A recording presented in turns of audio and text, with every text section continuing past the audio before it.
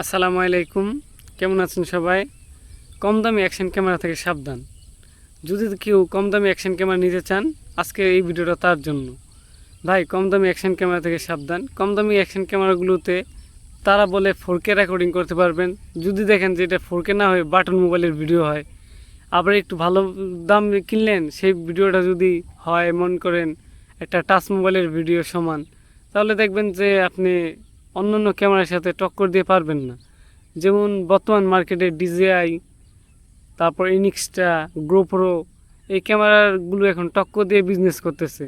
আর এই ক্যামেরাগুলো footage 4K 8K পর্যন্ত চলে গেছে। আর আপনি যদি একটা কম দামি অ্যাকশন ক্যামেরা নেন আর সেটা যদি ফুটেজ ভালো না হয়, এই ক্যামেরাগুলোর সাথে টক্কর দিয়ে পারবেন না। একটু সময় নিয়ে কিনেন, ক্যামেরা যদি কেনার ইচ্ছাই থাকে একটু সময় নিয়ে কিনেন। ধরেন আপনি ক্যামেরাটা কিছু টাকা জমাইছেন, আরও কিছু টাকা জমান, একটু সময় নেন, তারপরে ক্যামেরাটা কিনেন। একটা ভালো মানের ক্যামেরা কিনেন। যেই ভিডিওটা আপনি দেখতেছেন এটা অ্যাকশন 5 প্রো ক্যামেরা থেকে রেকর্ড করা। এই ক্যামেরাটা আমি নেওয়ার ইচ্ছে ছিল 1.5 বছর আগে, আর 1.5 বছর পরে এই ক্যামেরাটা নিয়েছি। তাহলে এরকমই আপনি একটা সময় নেন, বাজেট ব্যবহার করেন, ভালো মানের একটা ক্যামেরা নেন, ভিডিও কোয়ালিটি ভালো হবে। আপনি যাচ্ছেন ব্লগিং ভিডিও বানাবেন, তাই একটা অ্যাকশন ক্যামেরার ভালো মানেরই নেন, গোপ্রো নেন বা DJI নেন, এটা আপনার মন মতো নিতে পারেন, যেটা আপনার চয়েসে আসে।